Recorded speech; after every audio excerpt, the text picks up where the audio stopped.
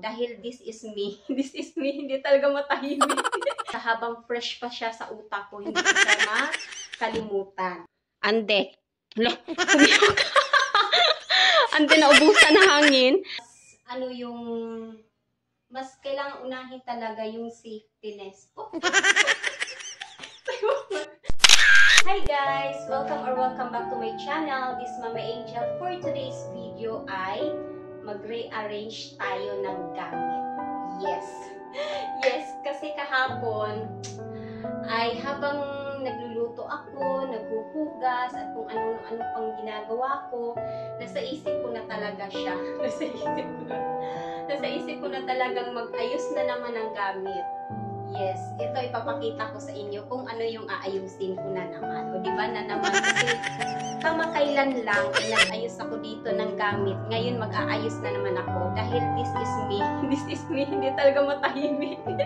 Pero ang dami ko pa talagang edit guys na video na sinut ko last week pa na nandito pa, edit ko pa siya na dapat kadugtong to.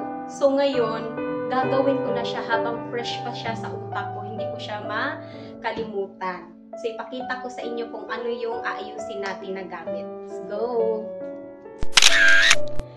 So, eto guys, kahapon kasi ng umaga, sabi ko, parang, di ba kamakailan lang ay nag-ayos ako dito. Shinare ko sa, pinost ko sa page and then sa YouTube ko. Inayos ko to, yan na may mga nadagdag tayong mga halaman-halaman dyan. Kahapon, naisip ko na naman siyang baguhin. Ewan ko ba, siguro ganun talaga ako. Parang ang bilis unawa ng aking mga mata. So, naisip ko na naman na tanggalin na lang to. Itong eto, ako lang ang nagkabit nito. Yung shelf na yan, ako lang ang nagkabit niyan. Tatanggalin ko siya. And then this one, yan, yung na yan, halaman na yan. Tanggalin ko din. Kasi gusto kong, siguro ititira ko to. Ito kasi, dyan na talaga yan dati, pati yung isa. Ayan, tatanggalin ko yung mga halaman lang. Kasi ang ililipat ko, itong gitara, ililipat ko yan dito sa sulok. Ayan, para magkasama sila ng isang gitara pa. Di ba pansin nyo, marami kaming gitara. And then meron kaming piano. Kasi mahilig talaga sa instrument yung pamilya ko. And then ako din, music lang. So, ang ililipat ko, yan. Kasi itong gitara, meron akong pagkalipat niyan, ay imumove ko naman ito. Ayan. Yan, i-move ko yan, ipapalit ko yan dito sa may gitara. So, ayan, dalawa yan. Ang isa ay nandito sa may salamin. So, andito yung isa. Ayan ay mga bigay-bigay lang. Thank you sa nagbigay. So, itong style na to guys, ayan siya. Yung salamin naman ay ililipat ko din yan dito sa likod ko. Ayan, pagtanggal nitong sombrero tsaka yung halaman, ay yung salamin ang itatransfer ko dito. Ande, pumiyok. Ande, naubusan na hangin. And then yung ganyan pa rin yung style niya. Ayan, basta papakita ko na lang sa inyo kasi titingnan ko pa naman kung maayos siya tingnan. Pero kung hindi, di balik natin. So ganoon naman talaga, 'di ba? Basta magawa ko lang yung naisipan ko. Ayan, basta mapagbigyan ko lang yung utak ko. Pero pag hindi, pangit yung magiging kinalalabasan niya, balik tayo. So, papagurin ko lang yung aking sarili. So, etong na to, ano ba to? Yung sounds na yan, ililipat ko yan dito sa sulok. Katabi nitong ng gitara. And then, move ko yan ng konti yung piano para dito ko isasalpak yung yung salamin tsaka yung tatlong layer na dito ko ilalagay. And then yung isa dito, basta yung style na yun guys, naging na din siya dati, na ganun yung style niya dito dati. So ngayon kasi gusto ko lang siyang mabago. So ganun yung gagawin natin para tayong nasa ibang bahay, ganun. Pag nanawa ka, lipat mo lang yung mga gamit mo, i-rearrange mo lang, irambol-rambol mo para kunyari nasa ibang bahay ka, o di ba? So, yun yung naisip ko. And then, so dahil nga tatanggalin ko ito, tsaka yung ito, sumabablang ko dito. Ang ipapalit ko naman yung malaking aparador. Aparador ba tawag dun, han? Cabinet. Cabinet ang ipapalit ko dito. Yung nandito sa may hagdanan. Ipapakita ko sa inyo. So, ito. Yan ang itatransfer ko doon sa may salamin. And then, dito naman banda, may ilalagay din ako dyan na medyo ka-size lang din ng cabinet. So, yung ganong ayos guys, naging ayos na din siya dati.